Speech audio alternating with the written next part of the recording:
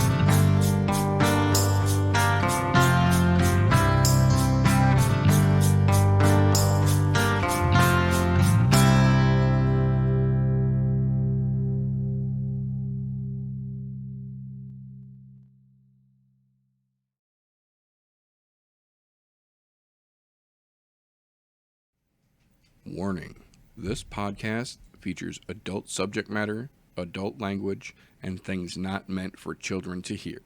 Viewer discretion is advised. You've been warned.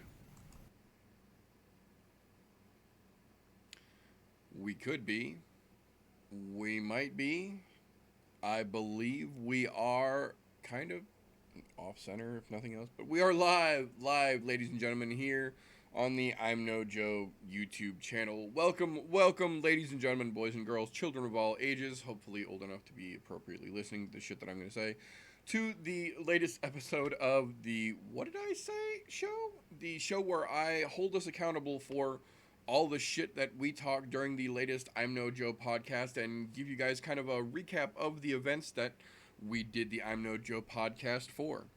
So before we get into the nitty gritty here, the details of the show itself, I do want to take just a moment, as has been told to me by folks much smarter than myself time and time again, before we get into, to let you know where you can find more of the I'm No Joe shenanigans if this is your particular cup of tea. Generally speaking, fingers crossed, all things ideal. Every Wednesday, 8:30 p.m. Central Time, we do a thing now called the Joe Liminaries. It's the show before the show, if you will. It's, oops. There we go. Let me try that. Hopefully that's a little better. Thank you for the heads up, Dylan. But Wednesday nights, 8:30 Central Time, the show before the show, the Joe Liminaries, the new news. There we go. I don't know why my camera's all so fucking off-centered here. It's all weird. Sorry about that. The new news show. We all love the news and recent events segment, but it tends to run a little bit long, and 4-hour shows just really aren't anybody's friend these days because nobody likes a 4-hour show. So to help try and balance things out, we move the news and the recent events, the fight announcements, the shenanigans, the rumors, all the crazy shit. We move that over to Wednesday night, 8:30 Central, generally about an hour-long show, and that brings us right into the Cloudy Bunker, Mr. Golf T Vapes, TJ himself, his show on Wednesday nights, 9:30 Central Time. Thursday nights, 9:30 Central Time, the I'm No Joe podcast, your home for all things punchy kicky. That is where we go over the interesting and sometimes not so interesting cards of MMA, of all combat sports really, and give you our breakdowns of the matchups and our predictions for the winners of said things, and then bringing it back around to this lovely show on Sundays, the What Did I Say show, where we recap all that shit we just got done talking Thursday, and I let you know how things actually pandered out. We do have a couple of other new programming changes, I think is what we'll call them, coming up here for the season 3. We have done this for almost 3 years now. It is unbelievable. Thank you to everyone who has helped us get here. But let's jump right into the shit here. So first and foremost, the first thing that we opened up with on the I'm No Joe podcast was our Bellator 244 breakdown. Mohegan Sun has got Bellator a bubble going on so that they can do cards not as frequently as the UFC is doing them yet, but they are back in action. I think they're 3 weeks between or 4 weeks between an event now. We just had this one. They've got another one set up for mid-September. I like it. I dig it. Interesting card. Sometimes when you're on the money, you're on the money. And when we went over the weekend's lineup of cards, we said right out, the prelims are not anybody's strong suit this weekend. Neither Bellator nor UFC had prelims really worth a shit. Generally, prelims aren't the greatest, but this was a particularly meh kind of weekend for both organizations, and sure as shit, as it turned out, that's exactly what happened. The Bellator prelims, they weren't terrible, but they weren't really great. There wasn't anything really brag-worthy to go over on them. That being said, when we get in there, I did say there was really only one fight that was interesting to me on the Bellator prelims, and that was the Adam Piccolotti versus Sydney Outlaw fight. That was pretty much one of... I take that back. There was one other interesting, unexpected fight on the Bellator prelims, but even then, kind of mad, but that Sydney Outlaw Piccolotti fight actually turned out to be controversial as shit because it did go all the way to the judges, and they all incorrectly, in my opinion, gave the fight to Sydney Outlaw. You could see by the look on his face and by the look on Piccolotti's face when they read that decision, everyone was equally surprised that they actually gave the fight to Outlaw. Just goes to show you that it doesn't have to be UFC for there to be bad officiating. Sometimes the judges can get one wrong no matter what organization they're repping it for. That will bring us on to, we will jump right into the, I believe it's the People's Co-Main event, the third from last. Roy Nelson versus Valentin Moldavsky. Man, I gotta say, Team Fedor is fucking strong right now. Valentin Moldavsky and Vadim Nemkov, the gentleman we will talk about in a little bit, who fought for the title, both of them are Team Fedor, and both of them, boy oh boy, young, dangerous Russian prospects. Valentin Moldavsky came in there and basically just had his way with Roy Nelson. We've been saying for a while that it's time for Big Country to fucking hang it up.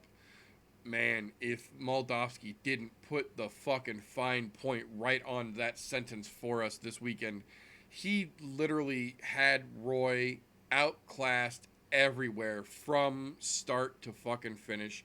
And it seemed like Roy knew it right away too, because he kind of went into autopilot mode as soon as Moldavsky pushed him up against the fence, which is, oops, there we go. To be fair, Moldavsky held, damn, my whole shit is set up crazy right now. I don't know what's going on. There we go. Good enough. Moldavsky basically put Nelson against the fence in the beginning of the fight and held him there until he was done with him.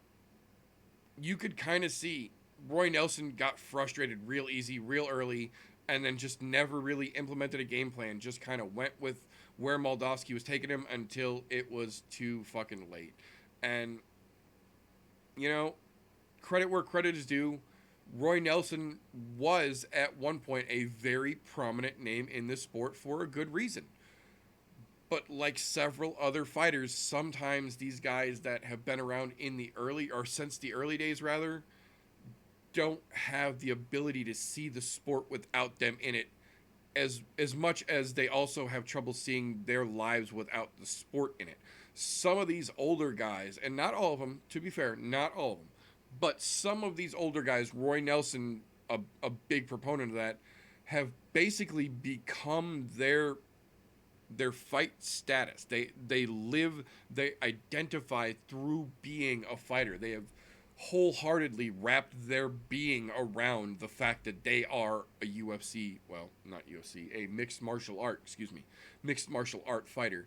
And Roy Nelson has absolutely done that. He is Big Country, the MMA fighter, and you hate to see it because when something like this happens where we get to the point where realistically his career's done. He's not even beating the up-and-comers that they're throwing against him these days. And it just hurts to watch as somebody who's seen him through the variety of organizations and stages of his career to see it now so clearly start to fall apart, but he won't give it up yet. It sucks, man, and it's rough, but it, as they say, it is what it is, and what it is right now is time for Roy Nelson to retire. It's not going to get any better from here, and Moldavsky has got a very bright future. He's a hard-hitting young prospect, and if the young prospects coming out are just laying you by the wayside, there comes a point in a fighter's life where he needs to hang it up before they hang him up. He's pushing the threshold on that line, so that will bring us to the actual co-main event, Julia Budd versus Jessie Millet. When it comes to fighters coming off of their title loss, it's Oops. Don't know how the fuck I did that. When it comes to fighters coming off of the loss of their title, which Julia Budd is, she just lost her title to Cyborg. It doesn't always go the way that you think it will.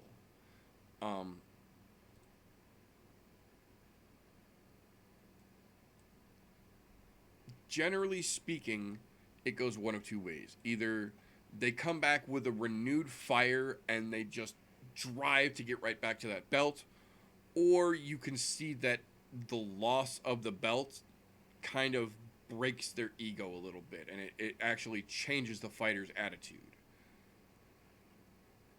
We've seen a lot of broken champions. We actually are going to see more broken champions coming up in the next couple weeks, because there's a couple of them getting back in it on both UFC and Bellator side.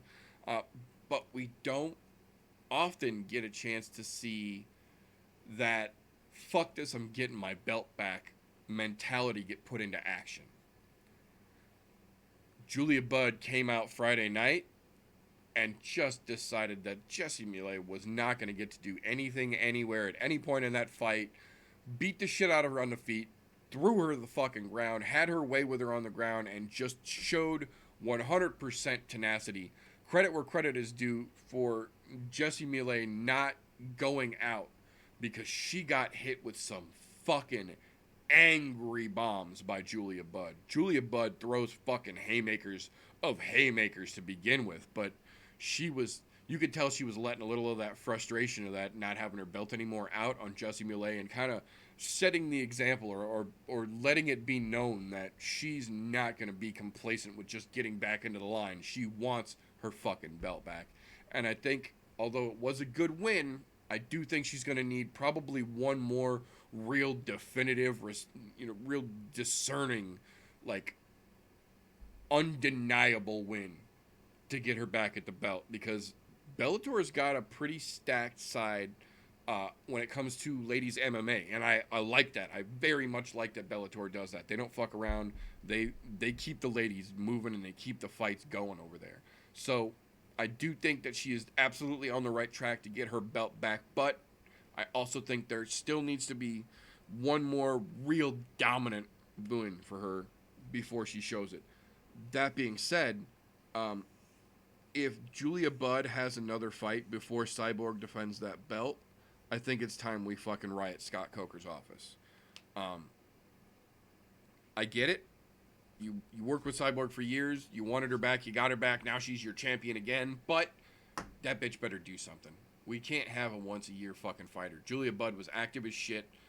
Cyborg's already controversial to begin with. Also on the tail end of her own career at this point. So if you're not going to get that bitch back in the cage and make her defend that fucking belt, then you better just set the rematch between her and Julia Budd up right now. Because Julia's on her way. Now, that's going to bring us to the main event of Bellator's evening, the meat of the meat in their potatoes side of the house thing.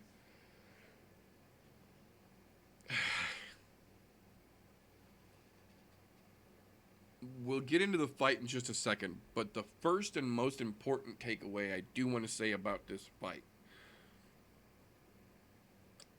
Fuck that referee. That referee let Ryan Bader withstand so much more punishment than he should have. Vadim Nemkov versus Ryan Bader was one of the shortest title fights I think we've seen in Bellator history. Nemkov came out and just immediately put the fucking work to Ryan Bader and had him in all kinds of trouble with the fucking quickness. Dropped him hard. Immediately jumped right on top of him and started fucking pounding him, and the ref was like casually walking over, wasn't right in the business. Bader got back up, to his credit, tried to run away, to which Nemkov said nope, dropped him again, had him up against the fence, pounding him again, Again, the referee is lackadaisically kind of starting to meander that direction where he should have been in the middle of the action, ready to potentially stop it, because Bader was barely defending and hadn't thrown hardly any offensive shots. If he did actually throw, I think he threw one punch before he got fucking clobbered. And at this point, Bader was down again for the second time in a row against the cage, getting pounded on by the giant fucking Russian. Managed to roll out and kind of push his way back to a standing position. Turns to try and start riding the bike sideways and get away from him. And Bink, you guessed it, gets fucking clipped again and then pounded on the ground before the ref finally stepped in to save him, where he was just kind of swinging, getting pounded on, not actually clearly defending himself intelligently. He was fucked from the get-go. He got dropped 4 times before that referee considered stopping that fight, though. I for posterity's sake, I literally went back an hour ago and rewatched the entire fight for all 3 of these, and then went back and watched the important fights that I'm going to talk about on the UFC side here in just a minute. But I just went and rewatched these fights. So not only are my opinions from my notes that I take during the fights confirmed in my opinion, but I went and rewatched it and I still feel the same. I get the same impression on all 3 of these fights watching them just now as I did when I saw them in the moment. Fuck that referee. I understand. Pardon what?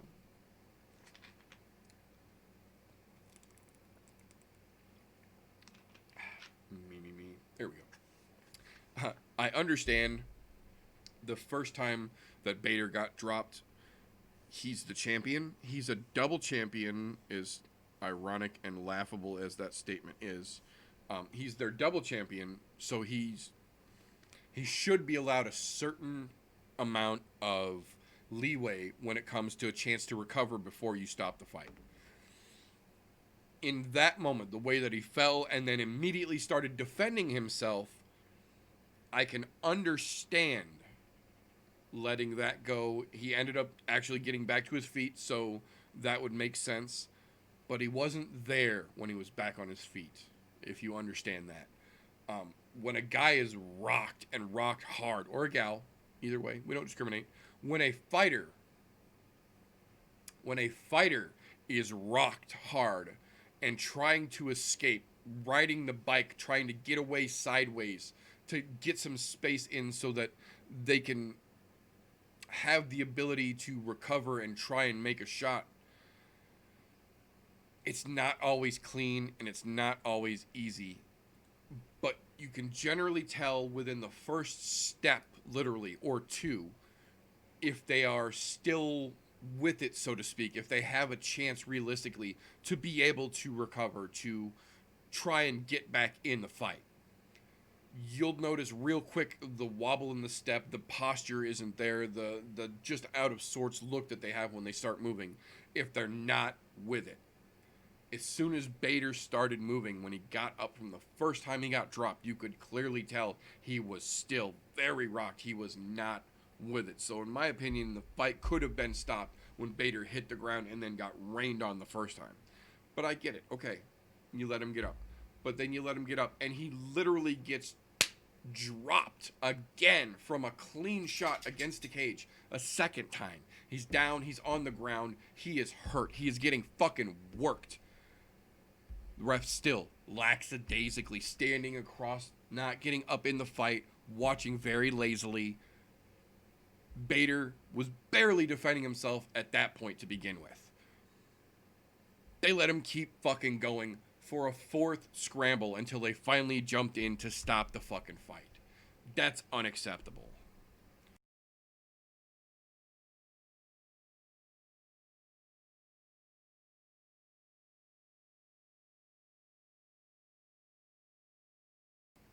Sorry about that. Dogs are craziness sometimes. Okay. So, 2-part takeaway here. 1, we really have to find, as a fandom, as a sports base, some way to hold fucking referees accountable. And we kind of, some of the guys and I were talking about this the other day.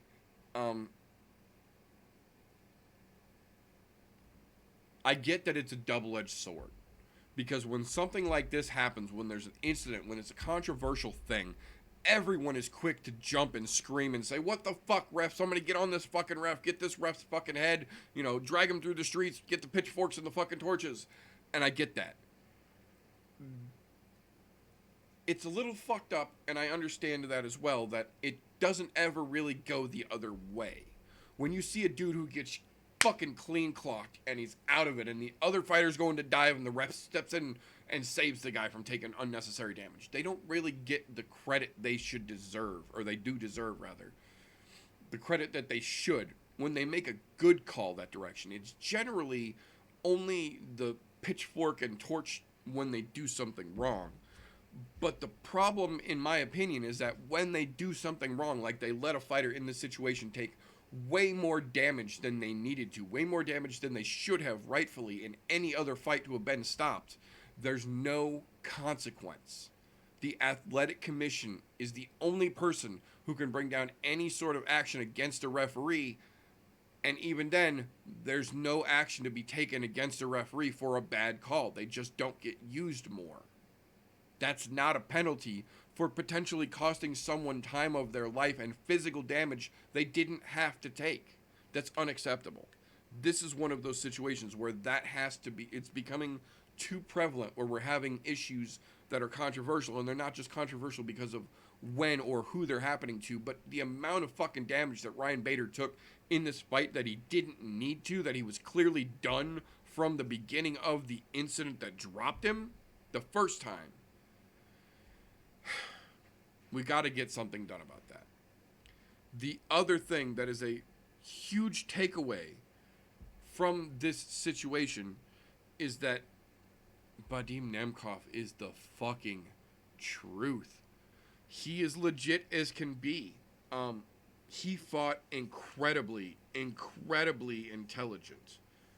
Oh yeah, here's the stats numbers I've got. So in the quote unquote 2 rounds, it was a full round and then change.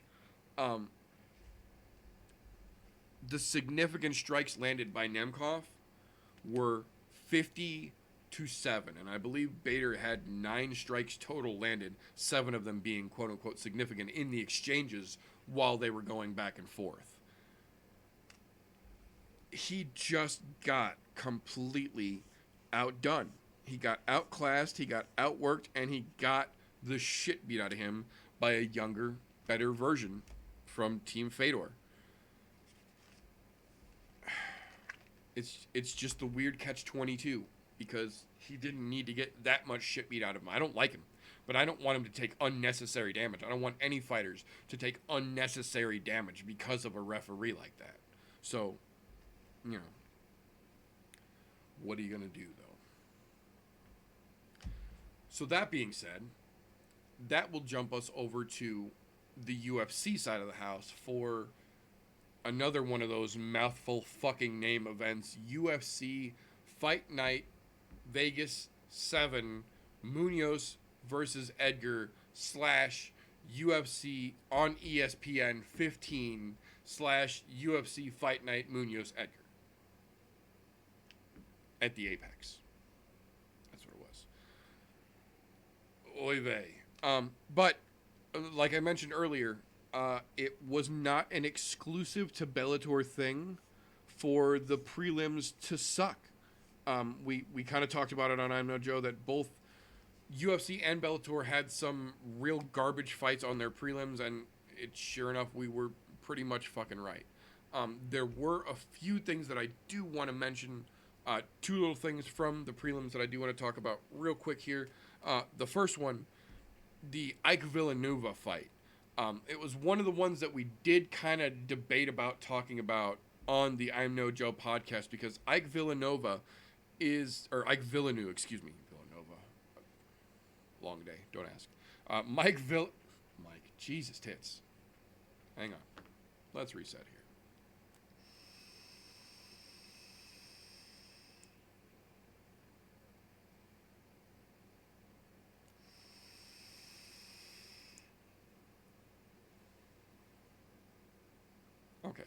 Let's try that again.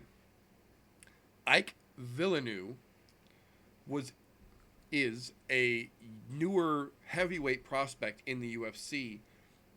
One of the, I guess, the best way to say it would be he is very Tai Tuivasa reminiscent. They have a very similar body shape. They have a very similar fight style. He's got some potential, to be fair. He's got some potential. That being said, we actually got to see an issue here where a doctor stepped in and stopped the fight, and it's kind of, I think the best way to relay this would be, think of Nate Diaz versus Jorge Masvidal, but not the actual cut. The cut that Nate was trying to tell the doctors that he had on his eye, that he could keep going with it, that it wasn't that bad. That cut that Nate had in his mind is the actual cut that Ike Villeneuve had, whereas the doctor was trying to tell the referee that he had the cut that Nate Diaz actually had, where his eye was gushing open and they needed to get him to the hospital for emergency treatment right away. It wasn't that fucking bad.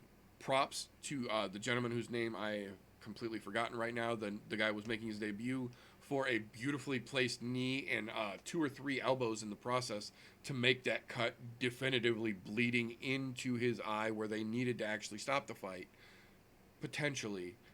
But the way that the doctor was trying to convey it was a little bit fucking extra.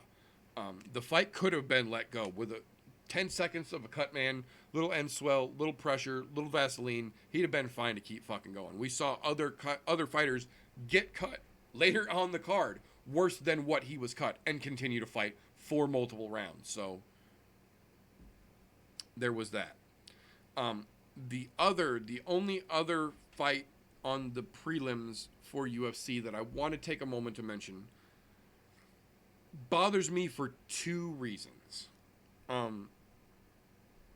One, this fighter outstruck their opponent landing, not throwing, because we're going to talk about that later again too, but outlanded their opponent, not only with strikes, but with significant strikes.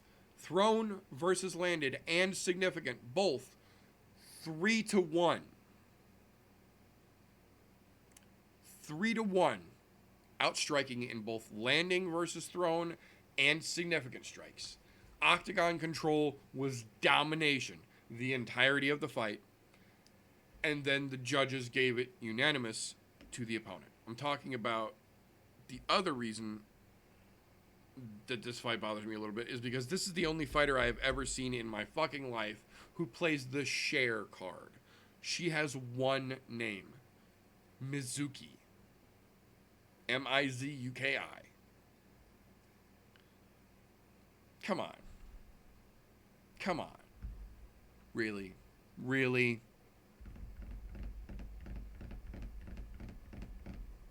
Anyways.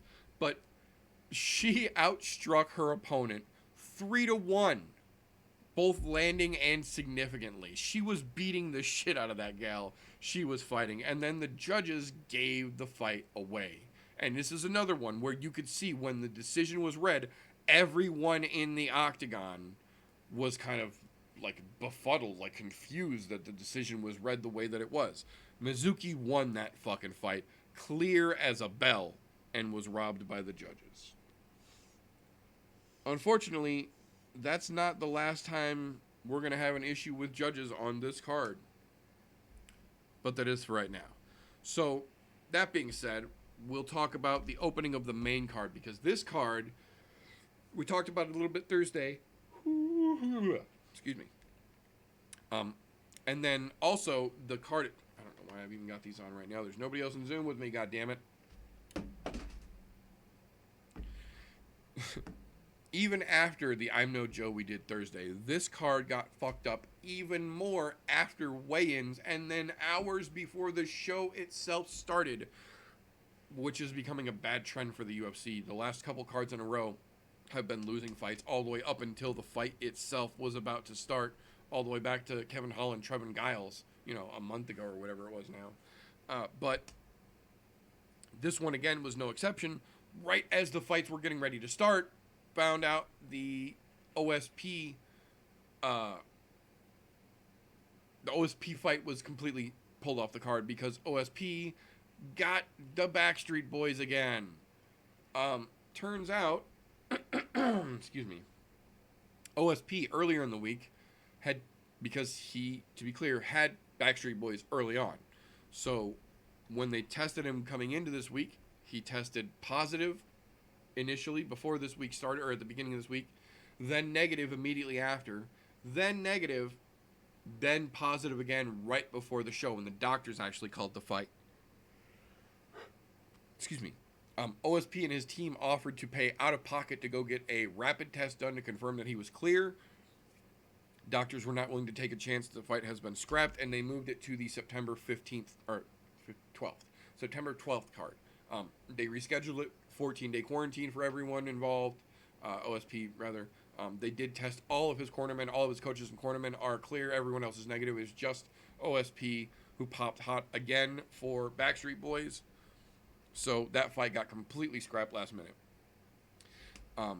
Moving fights around to make things happen, we now got Daniel Rodriguez, D-Rod, opening the fucking fight, who, ironically, was supposed to open the card against Takashi Sato, but after the weigh-ins, with still to this day no explanation I could find given, Takashi Sato backed out of his fight.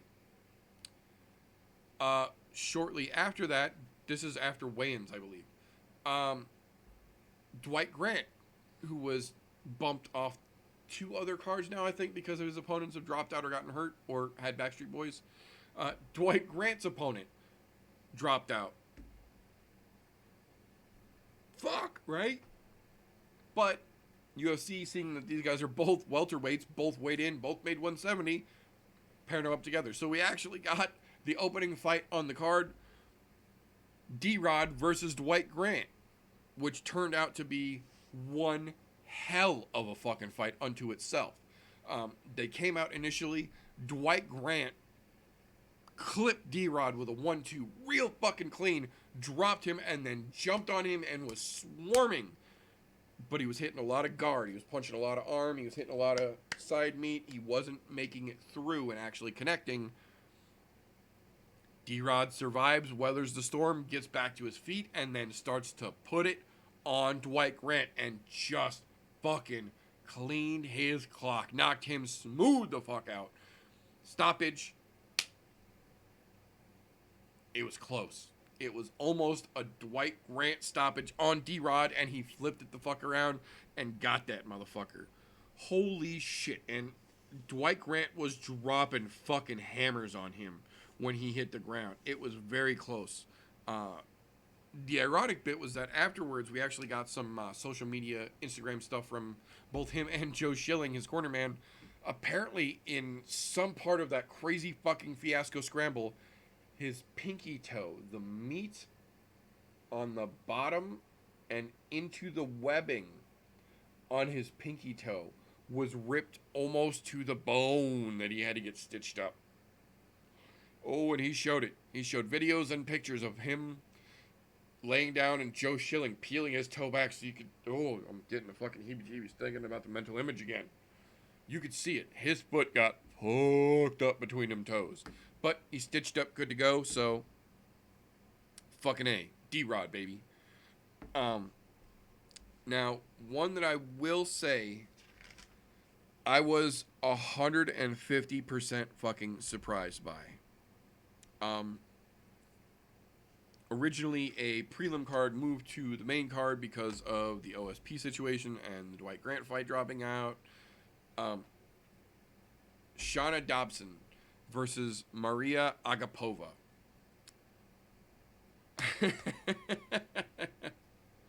If ever there was a time that you should have put your money on the underdog, when this fight started, the Las Vegas betting line had Maria Agapova a minus 1,400 winner.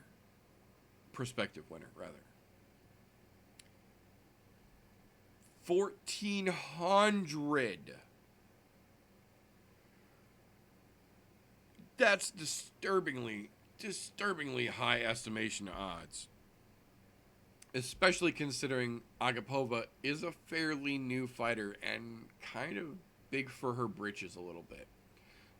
To be fair, coming into this, Shauna Dotson was I believe they said she's 3-2 coming, either 3-2 or 3, either 3-2 or 2-3.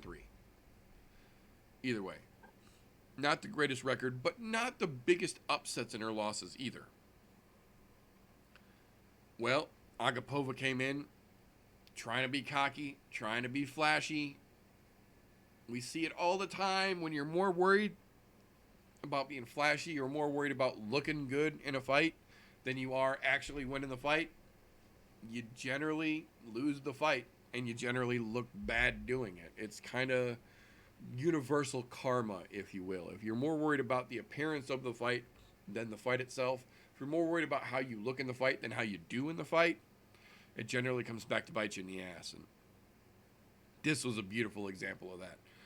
To her credit, Agapova tried a couple of very, very smooth submission attempts. Dobson did everything exactly right. She was defending perfectly everything that Agapova tried to put on her, and then countering, even on the ground, the counterbacks for submissions and things. Just absolutely fucking perfect. And in the end, Shauna Dobson with the win, boys and girls. Much fucking respect for that fight. She might not have been a household name, but a lot of people just got to watch her show why she might be in the future. Hopefully, she can ride this train and get a little bit of a boost and start to get her shit together, as it were, because right now it's still a bit of a hot mess. We'll see. Another fight that got moved to the main card.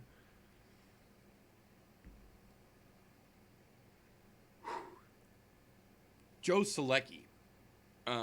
We didn't even talk about that fight because there wasn't anything prospectively that exciting to look forward to.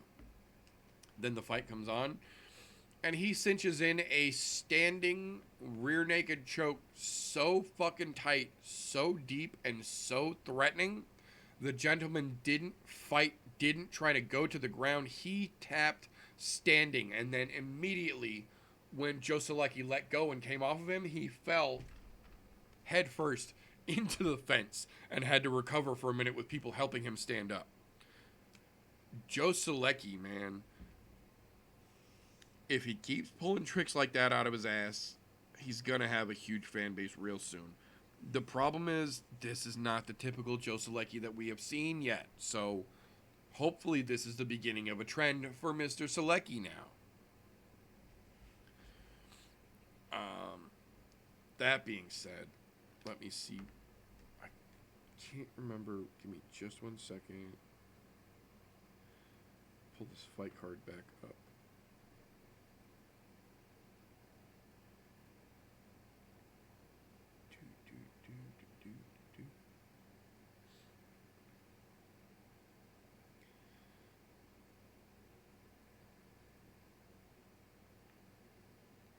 There we go. Mike Rodriguez. That's what it is. Mike Rodriguez versus Marcin Prachinio. Mike Rodriguez with some of the cleanest and nastiest at the same time Muay Thai we have seen in that octagon. Oh, it was fucking beautiful. Right out of the gate, they wanted to clinch. They kind of met in the middle, were fucking giving and taking, trading back and forth, and then Mike Rodriguez throws the Muay Thai clinch around the neck of Prachinio. You could see that he was working the knees, but he didn't want the knees. He was more worried about working the head and trying to get him off balance and off kilter. And when he did, you watch him so fluidly let go with one hand, but hold the back of the neck cradled with the other, rear back, and fucking elbows into oblivion. Holy shit.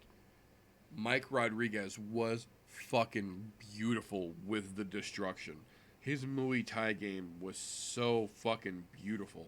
So fucking perfectly done. Absolute fucking props. That being said, though, that brings us into the UFC meat and potatoes of the meat and potatoes segment. The meat segment. It's the main event on the UFC side, guys. Wow. Wow. Frankie Edgar should have moved to bantamweight a long fucking time ago. He had a great run at 55 where he was the champ. He had a pretty good run at 45. But last night against Pedro Munoz, he looked like he should have always been a natural bantamweight. He is 39 years old. The first time he ever makes the weight, he looks like he's done it his entire career. This was an absolute fucking war. Top to bottom, back to front, start to finish. Frankie Edgar and Pedro Munoz went to fucking war. You could see it in the moment that there was no domination, that every time somebody landed something, there was a counter to it from the other side. Every time someone got an advantage, it was almost immediately negated and then countered from the other side. The striking was back and forth. The grappling was back and forth. The biggest surprise to me was that Frankie shot a total of 9 takedown attempts during this fight, and 7 of those motherfuckers got stopped. The 2 that didn't get stopped, Pedro was almost immediately back up on his feet afterwards from. He was able to negate the wrestling of Frankie Edgar. That really realistically says something, because Frankie is one of the best wrestlers and grapplers in the game, period. And Pedro was able to stop that cold in its tracks. The thing is, you could tell round 2 was clearly Frankie Edgar. He stepped it up, picked up the pace, turned up the volume. But round 1 was neck and fucking neck. And then round 3 went right back to kind of neck and neck, maybe even a little bit leaning towards Munoz. And then round 4 was right back to neck and neck and probably leaning a little towards Munoz. And then round 5 was neck and neck, and then maybe leaning towards Frankie at the end when he clipped and got Pedro to wobble a little bit, trying to get the fuck away from him. But even during the fight, you got to see the numbers in real time. It was close, but Pedro was outnumbering Frankie, both in the number of strikes that he threw, in the number of strikes that he landed, in the number of significant strikes that landed. All of the numbers that matter, that should matter, the accuracy numbers, were in Pedro Munoz's favor. Frankie Edgar, to his credit, in round 2, landed more punches than Pedro Munoz did. But other than that, most of the time, Frankie was throwing, I believe it was a 32.7% accuracy rating, and Pedro was throwing with 49.7% accuracy rating. Pedro landed more punches. Pedro landed more significant shots. Not by a lot, but by a margin.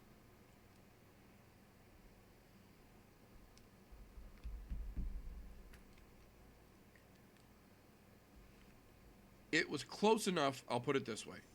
It was a close enough fight that when it ended and it was going to the judges, everyone that was watching it with us agreed. It was close enough that you can't really be mad no matter who they give the decision to. And I said that going into it, not realizing that we had Sal D'Amato as a judge. Sal D'Amato has a history of making bad calls, specifically in big events like this. He was part of the Mizuki issue earlier. where we talked about a clear dominant 3-1 outstriking and still bad decisioning. Frankie Edgar gets the split decision thanks to Sal D'Amato.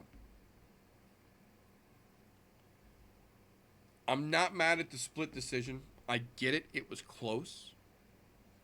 I wasn't be mad either way, whether Frankie or Pedro won it. The thing that makes me mad about it is the way that Sal D'Amato scores the fight. This is exactly the same type of situation that we were talking about earlier with the referees. When it comes to bad judges, there's no repercussion there either. Because again, that's controlled by the Athletic Commission, and the only real punishment, so to speak, is that they don't get chosen to work on another card. There isn't an actual punishment for a clear bad reporting, which we got multiple of on the same night by the same guy who has a history of bad reporting.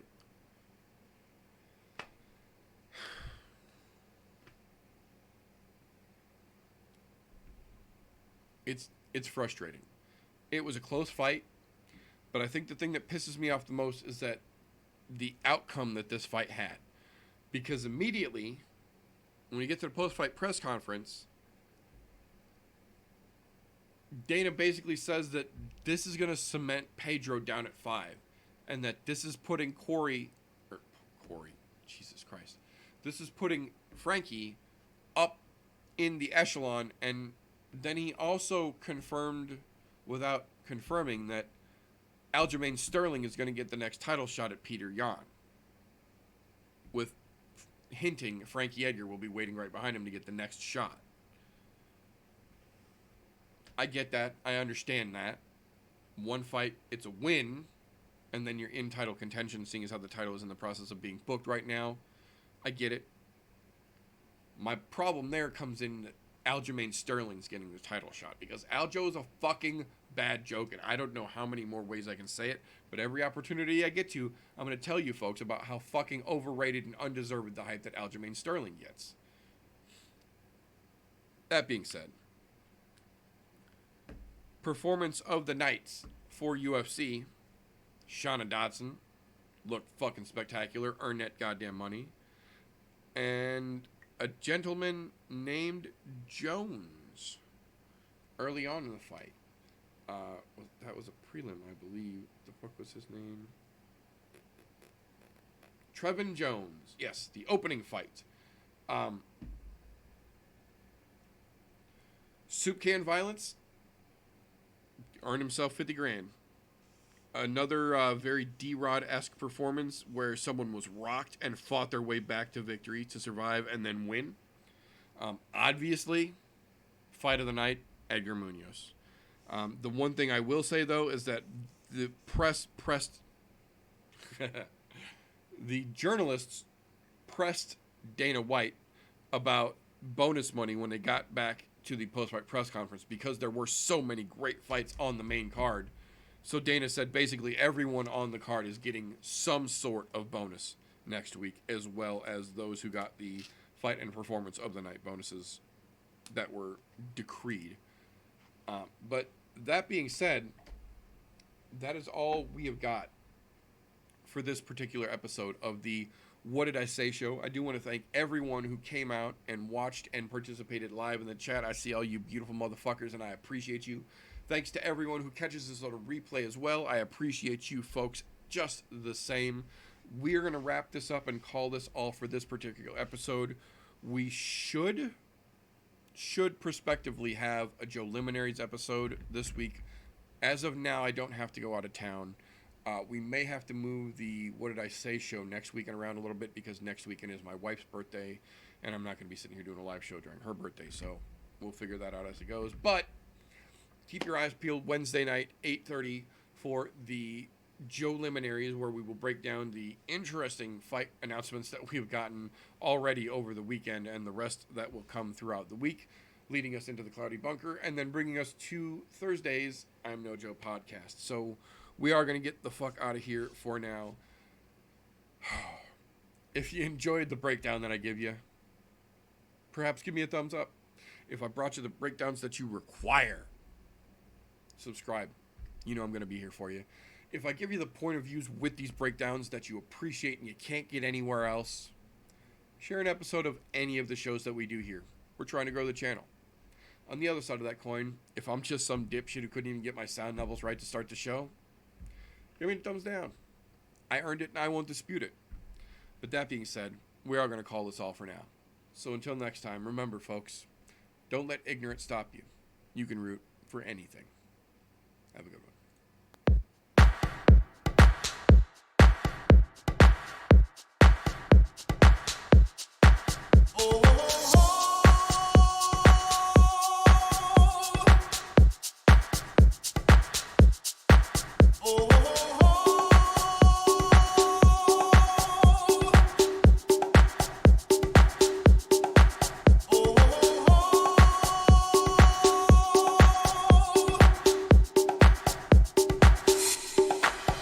Everybody was kung fu fighting. Those kids were fast as lightning. In fact, it was a little bit frightening. How do I say goodbye to what we had? The good times that made us laugh.